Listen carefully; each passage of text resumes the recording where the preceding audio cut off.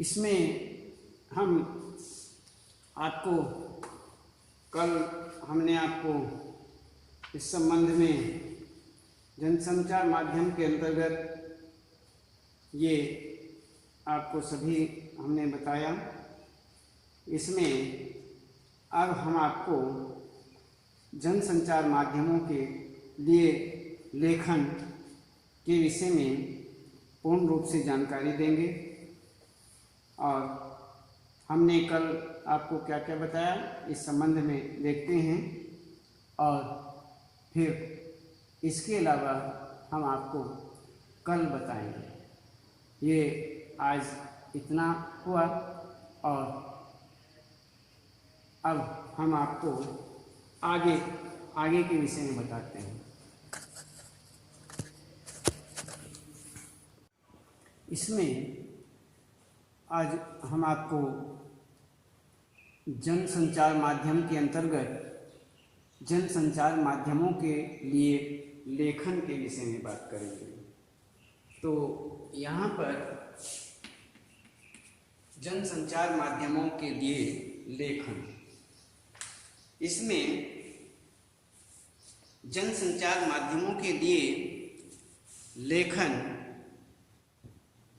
कल जो हमने संचार माध्यम के विषय में आपको बताया था कि संचार किसे कहते हैं, संचार के तत्व क्या क्या होते हैं, और संचार के विभिन्न स्तर या रूप क्या होते हैं, जनसंचार किसे कहते हैं, और जनसंचार के घटक क्या क्या हैं।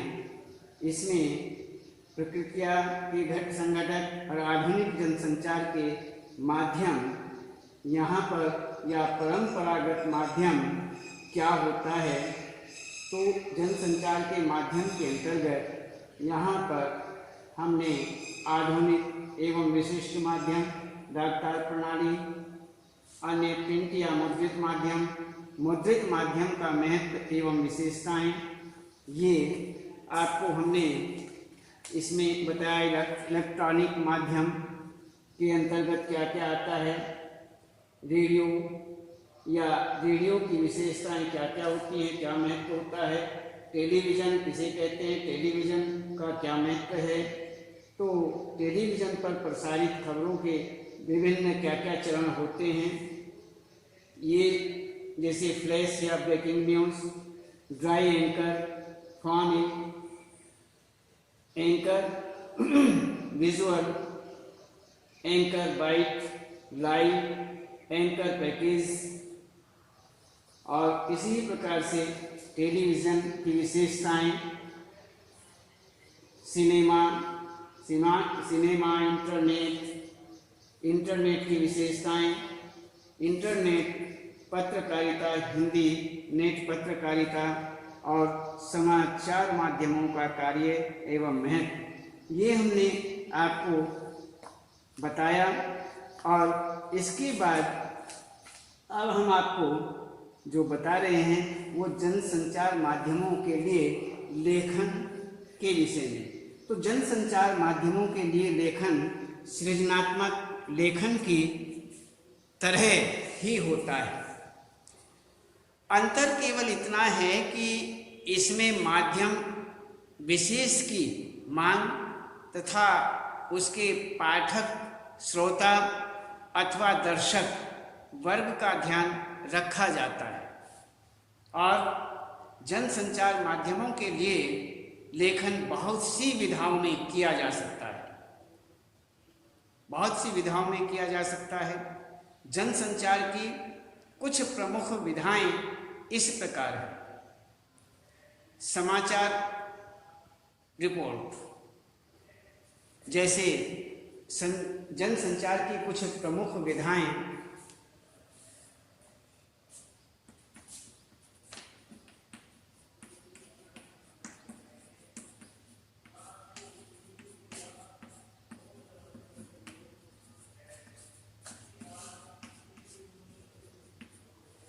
जनसंचार की कुछ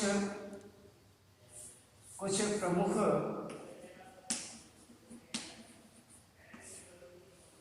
विधाएं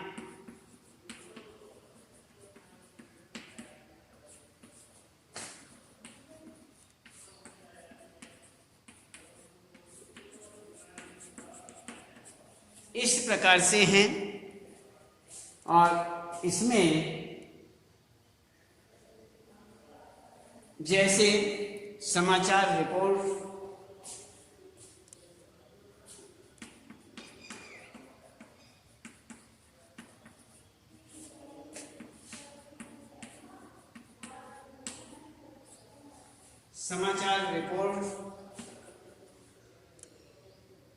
लेख,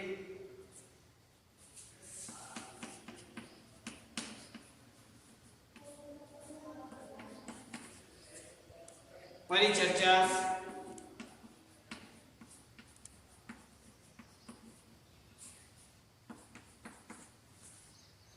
वार्ता,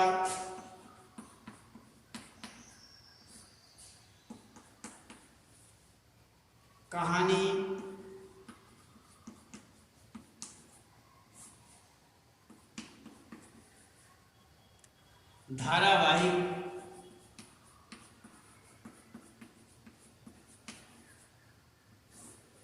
धारावाहिक,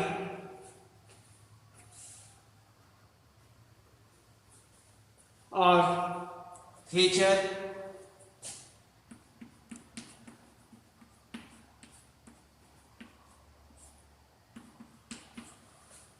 साक्षात्कार,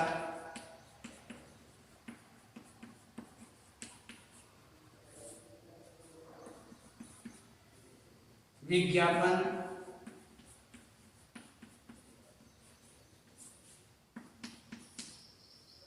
वृत्तचित्र,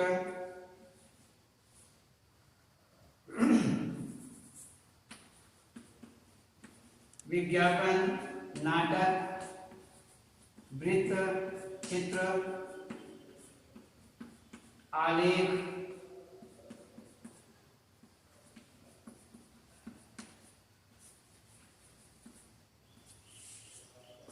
ये सब इसमें दिया है। इसमें जनसंचार की कुछ प्रमुख विधाएं इस प्रकार से मानी जाती हैं। समाचार रिपोर्ट, लेख, परिचर्चा, वार्ता, कहानी, धारावाहिक, फीचर, साक्षात्कार, विज्ञापन, नाटक, वृत्तचित्र, आलेख। और इसमें अब समाचार जो हैं इसमें देखते हैं कि समाचार अर्थ एवं परिभाषा।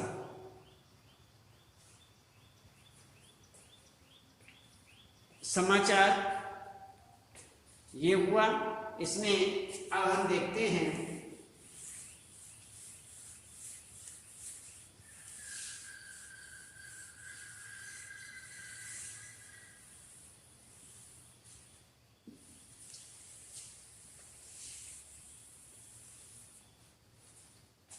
समाचार।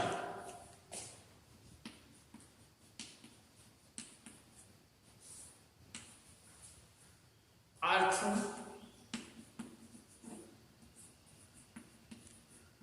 एवं परिभाषा ये हुआ। तो हिंदी में प्रचलित समाचार शब्द अंग्रेजी के न्यूज का पर्याय माना जाता है। न्यूज शब्द चारों दिशाओं नॉर्थ, ईस्ट, वेस्ट, साउथ अर्थात चारों दिशाओं के नामों का संक्षिप्त रूप है। इस तरह समाचार का संबंध चारों दिशाओं से हो जाता है। सामाजिक प्रणाली होने के नाते मनुष्य अपने आसपास के समाज एवं देश दुनिया की जो घटनाएं हैं उन घटनाओं के बारे में जानने को उत्सुक रहता है। यह जानकारी हमें समाचार के अंतर्गत प्राप्त होती है। समाचार को परिभाषित करते हुए यह कहा जा सकता है कि वह सब कुछ जिससे हम कल तक अनभिज्ञ थे, जिन बातों से, जिन समाचारों से, जिन जानकारियों से हम कल तक अनभिज्ञ थे, जिसके बारे में हमें कुछ भी नहीं पता था, हमारे लिए समाचार है। वास्तव में महत्वपूर्ण घटनाओं एवं गतिविधियों का सही एवं पक्षपात रहित विवरण प्रस्तुत करना ही समाचार माना जाता है। तो इसी प्रकार से यहाँ पर समाचार के परिभाषा के विषय में आपको बताया। अब यहाँ देखते हैं समाचार के तत्व क्या क्या होते हैं। समाचार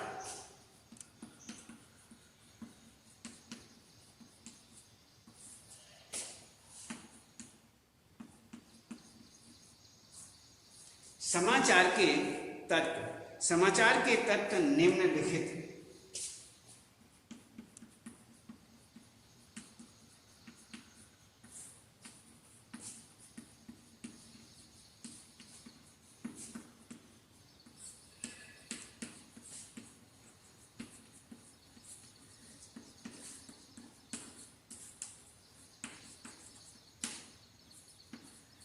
निम्नलिखित होते हैं। इसमें समाचार के तत्व निम्नलिखित होते हैं, जैसे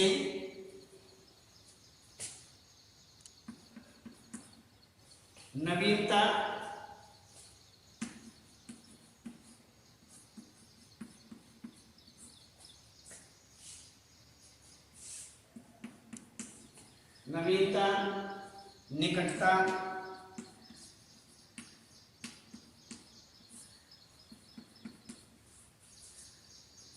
निकटता,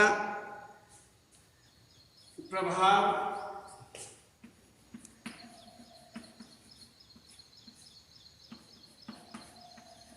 जनरुचि,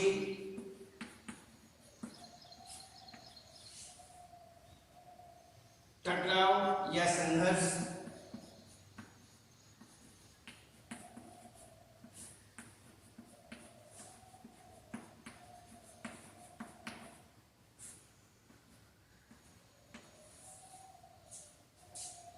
महत्वपूर्ण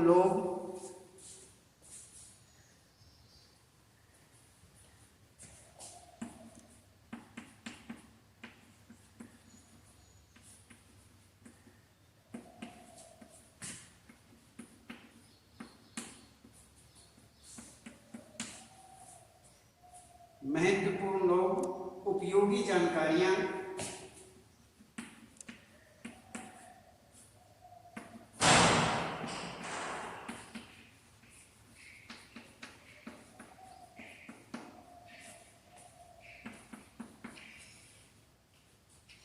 अनोखापन,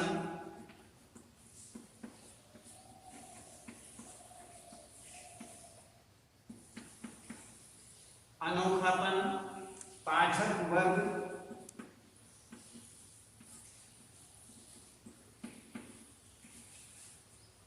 और नीतिगत ढांचा।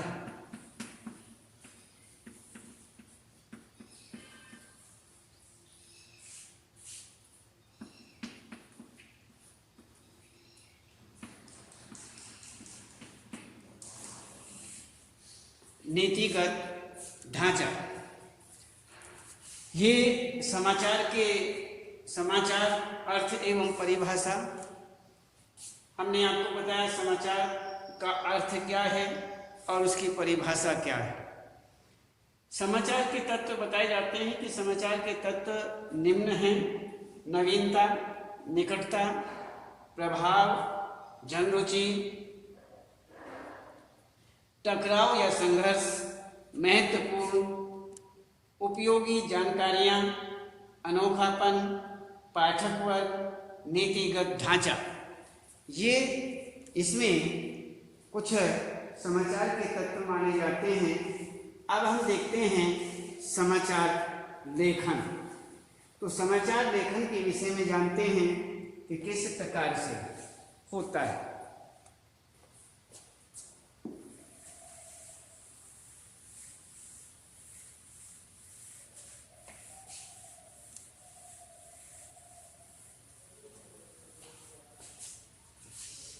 तो समाचार लेखन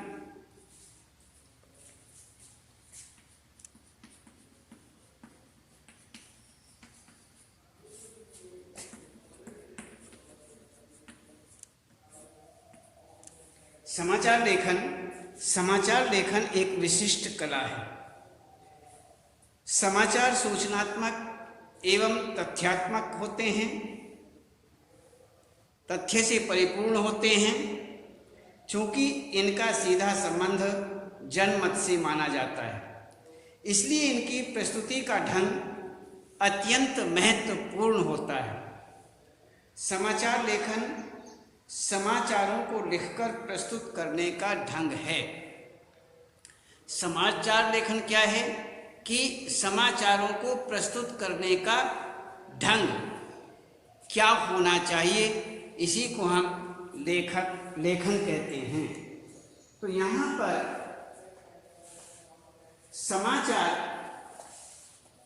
अथवा खबरें एक विशेष शैली में लिखी जाती हैं, जिसके अंतर्गत सबसे महत्वपूर्ण तथ्यों, सूचनाओं एवं जानकारी को सबसे पहले अर्थात प्रारंभ के अनुच्छेद में लिखा जाता है।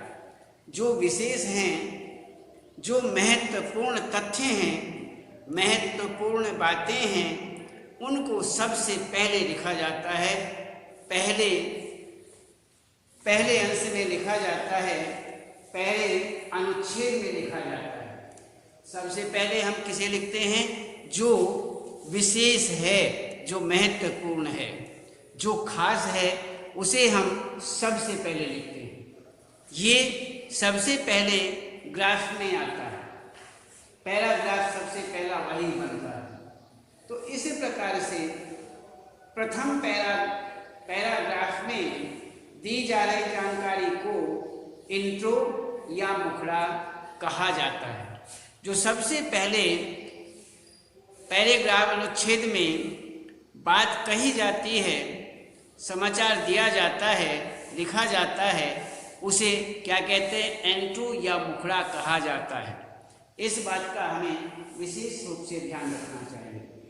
इंट्रो में समाचार के संबंध में क्या, कहाँ, कब और कौन 4 प्रश्नों के उत्तर देना आवश्यक होता है। अर्थात इंट्रो में समाचार के संबंध में क्या, कहाँ, कब और कौन, ये 4 प्रश्नों के उत्तर देना आवश्यक होता है।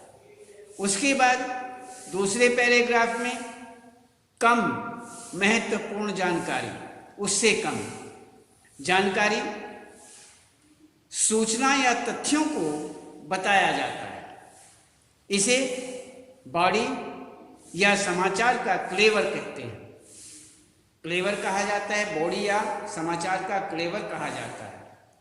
समाचार लेखन में समापन का होना अनिवार्य नहीं होता। यदि समापन को हटा दिया जाए तो समाचार को इससे पहले ही समाप्त किया जा सकता है। बॉडी तथा समापन में अन्य 2 प्रश्न कैसे और क्यों का उत्तर दिया जाता है। तो समाचार लेखन की यह शैली जो है किस नाम से जानी जाती है, ये आपको बताते हैं। समाचार लेखन की यह शैली उल्टा पिरामिड शैली, इनवर्टेड पिरामिड स्टाइल कहलाती है। इन्वर्टेड पिरामिड स्टाइल कहलाई जाती है। इसे उल्टा पिरामिड शैली इसलिए कहा जाता है क्योंकि समाचार लेखन की इस शैली के अंतर्गत क्लाइमेक्स, कथा या कहानी लेखन शैली के विपरीत अर्थात प्रारंभ में आता है। कथा एवं कहानी लेखन की शैली सीधा पिरामिड कहलाती है और समाचार लेखन की शैली को उल्टा ग्रामीण शैली कहा जाता है। यदि हम उल्टा ग्रामीण में के समाचार का थोड़ा ढांचा देखें, नक्शा देखें, तो इस प्रकार से बनता है।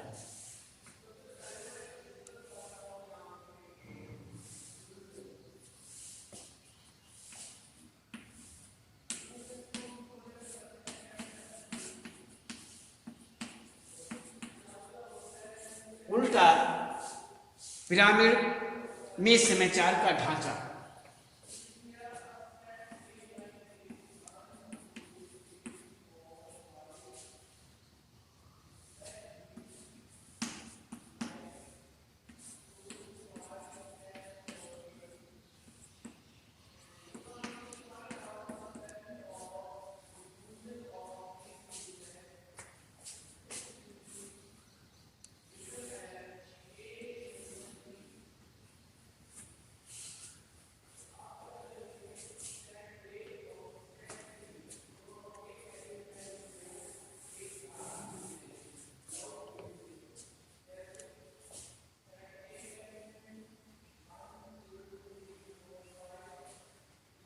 इंट्रो या मुखड़ा,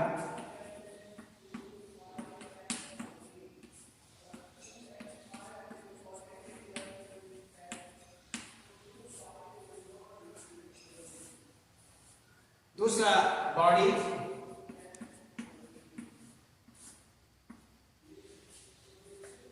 और तीसरा समापन।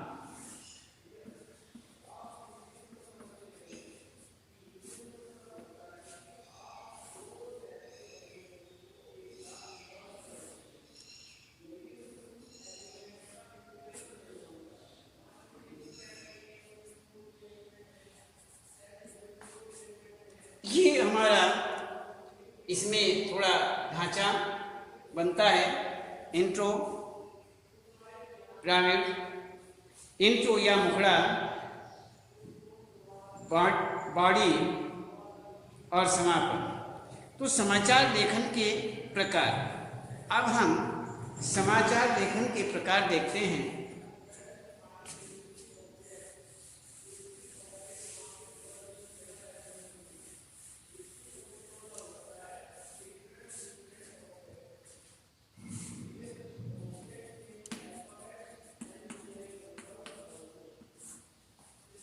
समाचार लेखन के प्रकार। समाचार सामान्यतः दो प्रकार के होते हैं, दो प्रकार से लिखे जाते हैं। विलोम स्तूपी पद्धति।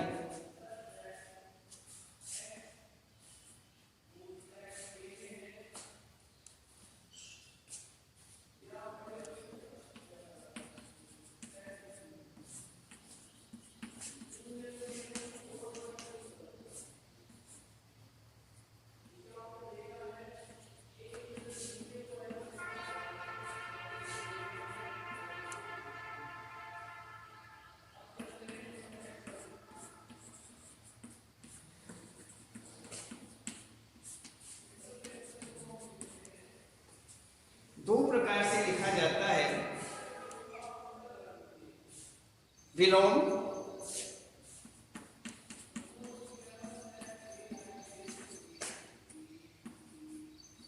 स्तूपी। विलोम स्तूपी पद्धति।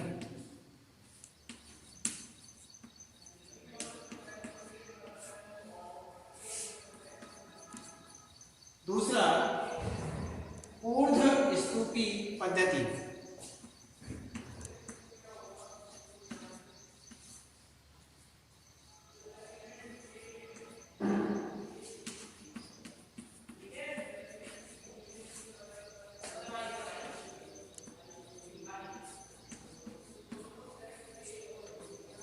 ये दो प्रकार से ये लिखी जाती हैं।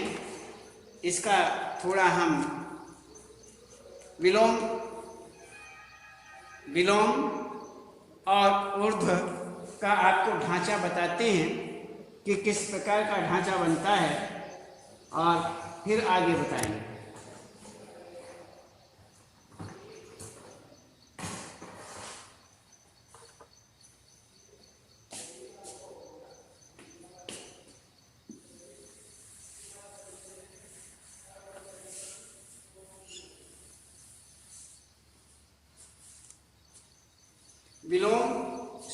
पद्धति।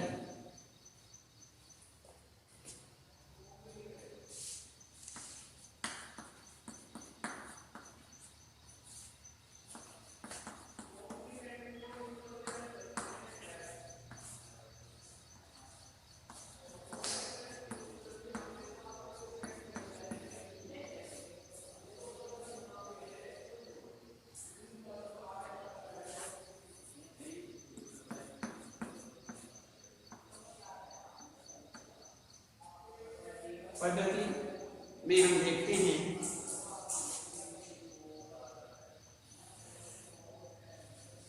इसमें क्या हुआ,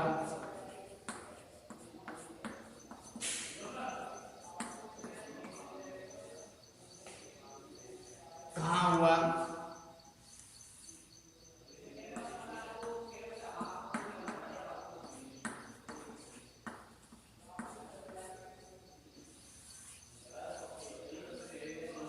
कब हुआ,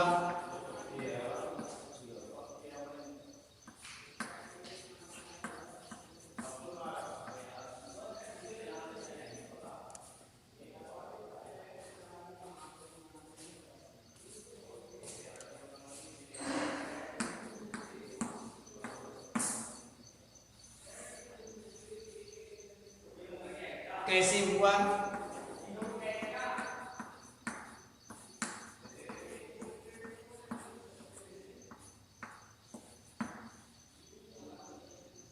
क्यों हुआ,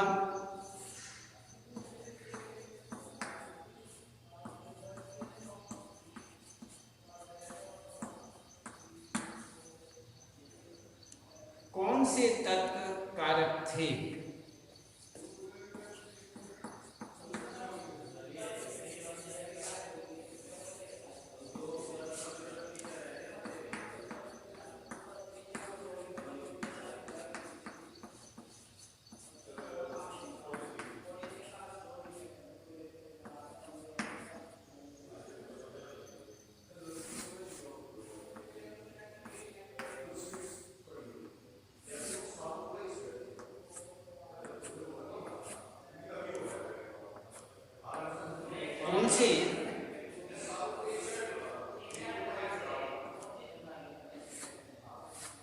कौन से तत्व कारक थे। इसमें विलोम स्तूपी पद्धति के आधार पर हम आपको बता रहे हैं कि क्या हुआ, कहाँ हुआ, कब हुआ, कैसे हुआ, क्यों हुआ, कौन से तत्व कारक थे। ये हमारी स्तूपी यहाँ पर विलोम स्तूपी पद्धति कहा जाता है। तो इसमें अब हम देखते हैं ऊर्ध्व स्तूपी पद्धति।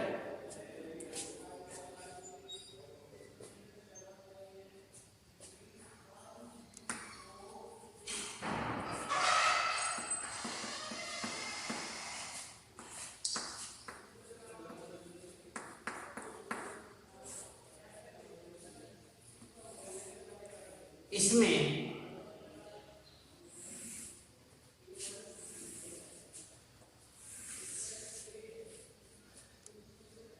महत्वपूर्ण कारक कौन से थे।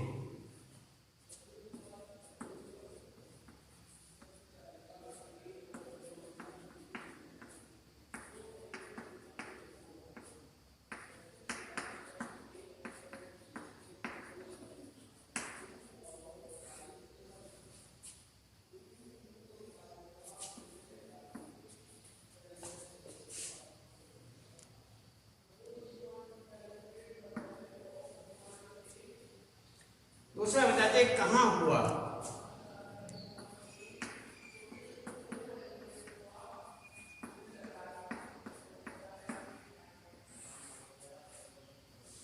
कहाँ हुआ, कैसे हुआ,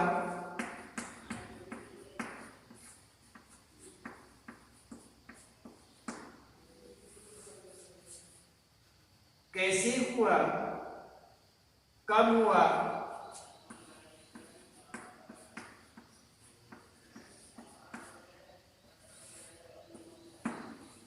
कब हुआ, क्यों हुआ,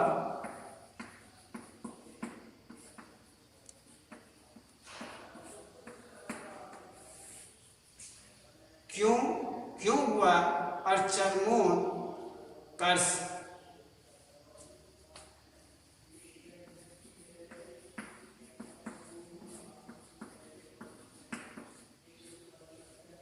अर्थात क्या हुआ।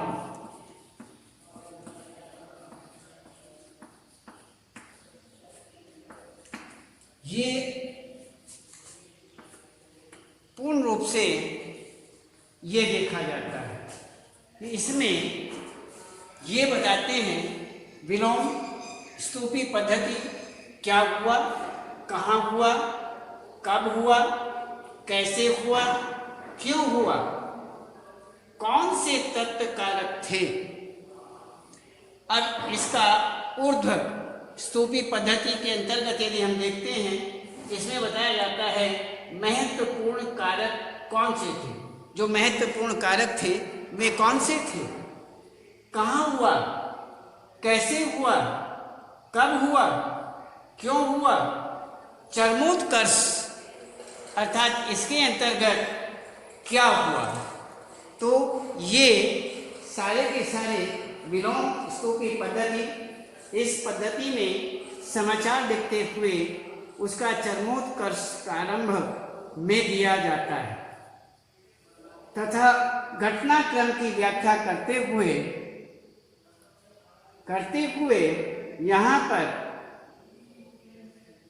इसमें व्याख्या करते हुए, घटनाक्रम की व्याख्या करते हुए अंत किया जाता है।